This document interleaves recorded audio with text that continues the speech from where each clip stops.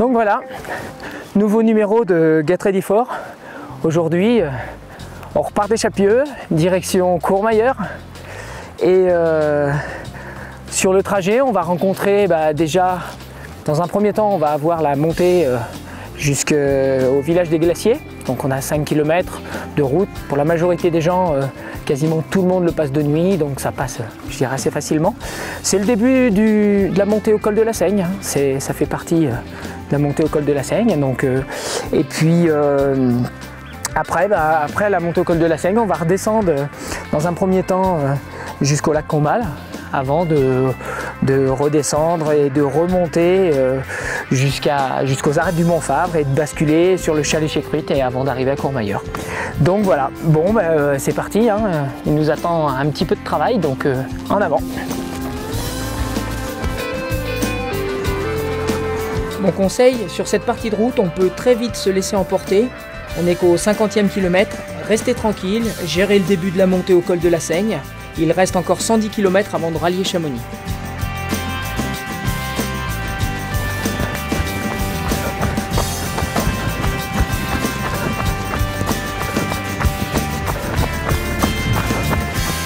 La suite de la montée se déroule en deux parties.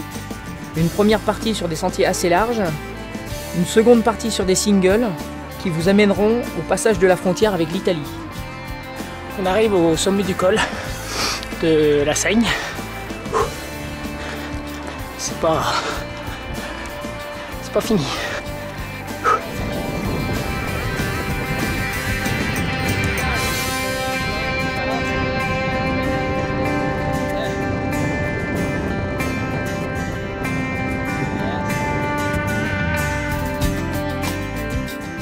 Attention à bien rester concentré sur le balisage. Sur ces secteurs-là, vous pouvez y rencontrer du brouillard et sortir très facilement des sentiers. Allez, plus que 18 km et on est à Courmayeur.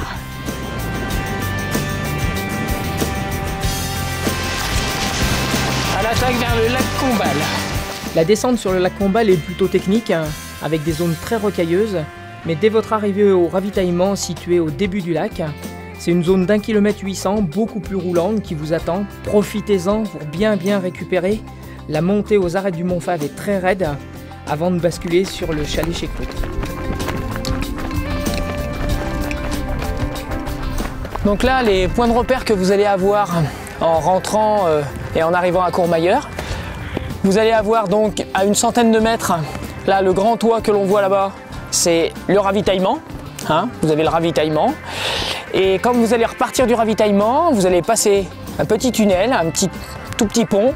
Vous allez remonter en face. L'objectif, c'est l'église. Il faut vraiment garder comme objectif l'église.